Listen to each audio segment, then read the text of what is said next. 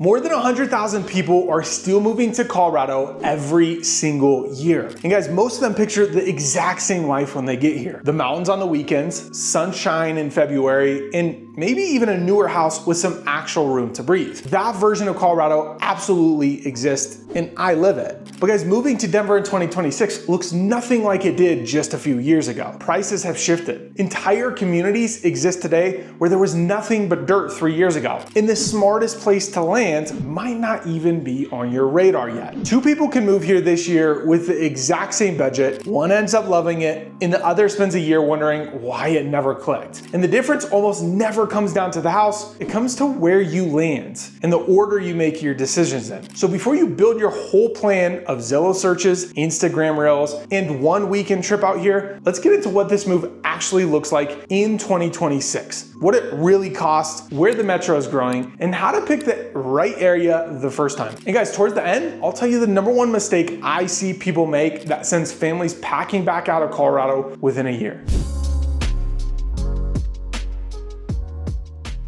So let's start with the question everybody's asking. Is Denver still worth moving to in 2026? The short answer, yes, but it's a completely different market than it was 5 years ago. During the frenzy years, people were buying first and figuring out the lifestyle later, and that energy has cooled off. Zillow has Denver's average home value around $560,000 right now, actually down about 3.5% year over year. Now it's still expensive, it's still in demand, but buyers finally have room to compare, ask questions, and think. And honestly, that makes 2026 one of the smarter windows to relocate here in years. You're not panic bidding against 15 offers anymore. But here's the thing, the people who win here aren't asking, should I move to Denver? They're asking which part of Denver actually fits my life. Because this metro is not one lifestyle, guys. It's like 5 or 6 different ones, and the price is completely different depending on which area you are in. So let's talk about the money first, because the listing price is not the real number. The Denver metro median is hovering around high 500s to low 600s right now, with detached homes often well into the 600s. But the purchase price is just the starting point. The real number is your total monthly payment. I'm talking property taxes, insurance, and the one that surprises almost everybody is metro district taxes. Metro districts are extremely common in newer communities. 2 homes at the exact same price can be hundreds of dollars apart every single month once you add everything up. Insurance is the other one. We get hail here, guys. And depending on the roof and the area, hail can drive your premium and your deductible way up. So you gotta get insurance quotes early before you fall in love with the house. New construction, I love new construction homes right now. The incentives are incredible. I've helped buyers secure rate buy downs, closing costs, appliances, even landscaping. Thousands of dollars in value that simply doesn't exist in the resale market. But here's a mistake I see people make all the time is they only look at the incentive. You have to look at the total monthly payment. Some new build communities have metro district taxes that offset a big chunk of that incentive, not to mention the quality of the builder. You get these amazing incentives, you fall in love with this house, but you realize like that builder quality compared to the one a couple neighborhoods down is completely different. Now, on the resale side, you get mature neighborhoods, bigger lots, lower taxes, but the roof, the HVAC to sewer line, older homes can hand you more expensive surprises at inspection. Now, there's no one right answer, but there is the right answer for your budget and your life. Where should you actually be looking? Because the map of Denver is changing. The growth story in Denver isn't one famous neighborhood anymore. It's happening in 4 directions at once. You have the east side, which is the one most people miss. That whole DIA corridor, Aurora Highlands, Painted Prairie, and Windler. You got newer construction, airport access, and master plan communities going in, and they're going in fast. If you travel for work or fly a lot, the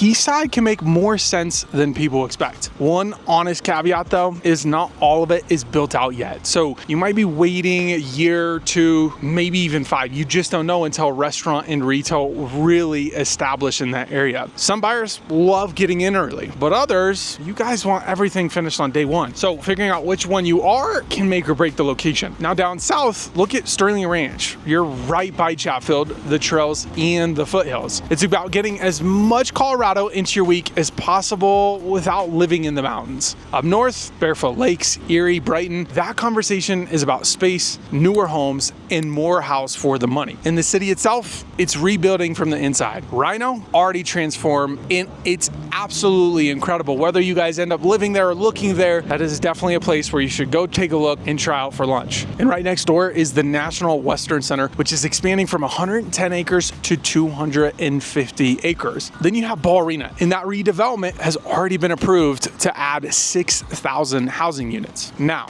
growth doesn't guarantee appreciation, guys, but growth does change daily life. So with all these options, how do you actually narrow it down into your exact location? Here's the exact test I run with every relocation client. I don't start with neighborhoods, I start with your week. Where's work? How often you fly? Where the kids' school and sports are going to be? And how much quiet you actually want at the end of the day. I had a client a couple years back relocating from Arizona, and they swore up and down they wanted Longmont or somewhere in the North Corridor. That was the plan. And we looked, but guys, nothing was checking the boxes. Then a house in Parker, one of my favorite neighborhoods in all of Colorado called the Pinery, caught their eye. Opposite end of the metro, not even on their radar. And guys, when we drove through the neighborhood, they got to know the area and they absolutely fell in love. The area they were sure about was never the fit. The one they hadn't even considered was. That's where they ended up buying. And guys, that happens more than you'd think. So if you want walkability, restaurants, and nights out, that's Central Denver. And you're probably trading space and parking for it. But if you want mountain access while still having a social life, I'm gonna bring you to the west side, Golden, Arvada, Lakewood. In fact, I'm showing a house in Lakewood today after recording this video. But if you got family and you want more room, parks, amenities, that's South Metro. I'm talking Littleton, Parker, Castle Rock, Highlands Ranch. And if you travel consistently or you want more growth and upside, you're probably looking east near the airport. And if you want space and value, guys, North Metro has your name written all over it. Now, none of these areas are right or wrong, but locking onto an area before you've actually felt it, that's the expensive mistake we see people make. And that brings me to the order you should do all of this in, because most people do it completely backwards. See, most people find the house first or that one area their friends told them about, and then they start justifying everything else. The commute becomes, it's probably fine. The taxes become, we'll figure it out. And guys, that's backwards. Here's the order I recommend. First, set your non-negotiables. Office, schedule, travel, space,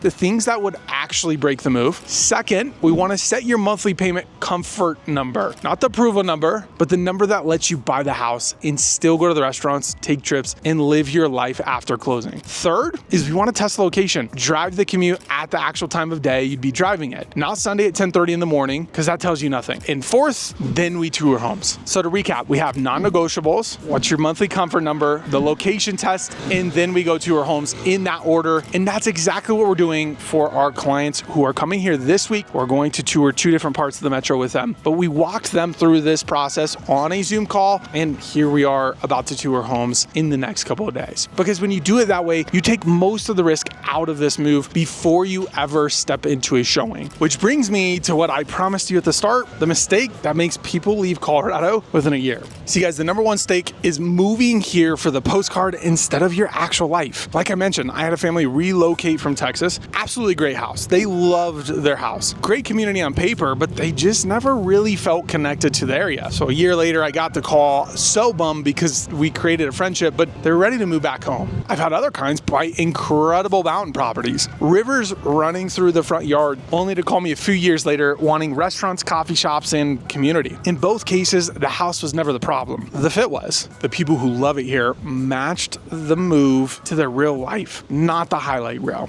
Denver doesn't have to be a gamble. You just have to do it in the right order. So guys, if you're thinking about moving to Denver in 2026, get clear on your week, get clear on your number, and pick the version of Denver that actually fits. And if you want help with that, my team and I do this every single week. Before our clients ever get on a plane, we're on Zoom with maps, talking through commutes and priorities. Then when they get here, we spend 2 full days exploring not just houses, but communities. So call us, text us, or email us. Everything is in the description below or on the screen. And guys, I'm going to put videos on this end screen so you can do a deeper dive into Denver, specifically touring you through different areas, neighborhoods, so that way you guys can better understand which area in Colorado fits your lifestyle. Thank you so much for watching. I appreciate you. Don't forget to subscribe and like the video, and we'll see you on the next one. Cheers.